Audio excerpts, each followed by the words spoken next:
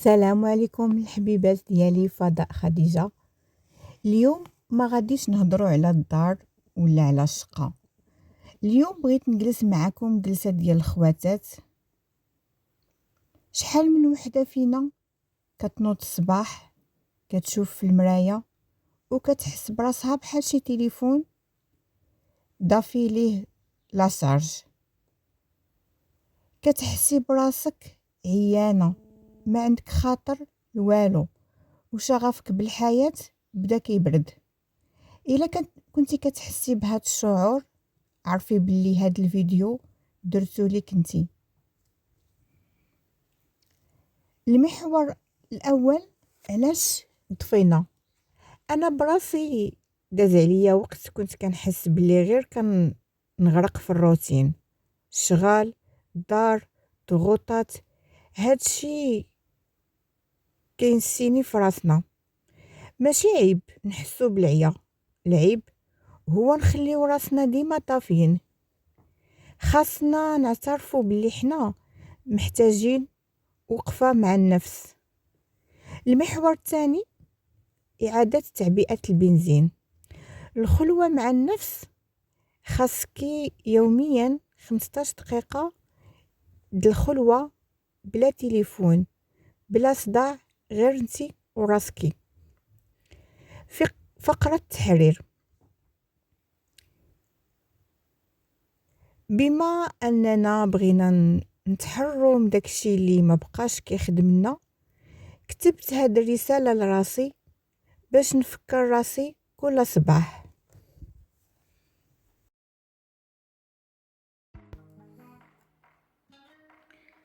اليوم كنحرر راسي من كل طاقة ما خداماش ليا. كنختار نكون مرتاحة، واعية باللي كنستحق افضل، ومستعدة نستقبل خير ربي. انا قوية، انا غالية، وانا هي الاولوية.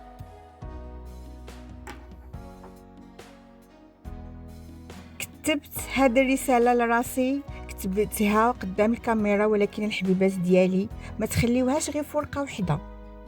بغيتكم ديروا معايا هاد التحدي، خذوا بوست ات وكتبوا فيها هاد العبارة وسقوها في المراية ديال الحمام، ولا حتى في الغرفة، وفي الخزانة الملابس ديالكم، وحتى في باب الدار اللي كتخرجوا منه،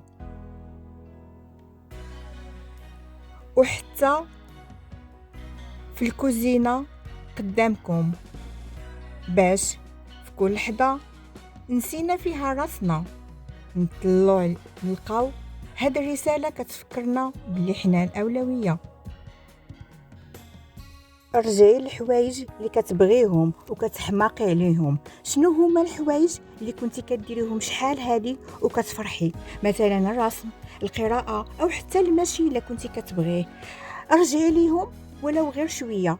العناية بالنفس، الجمال الروح كيبدا من الداخل.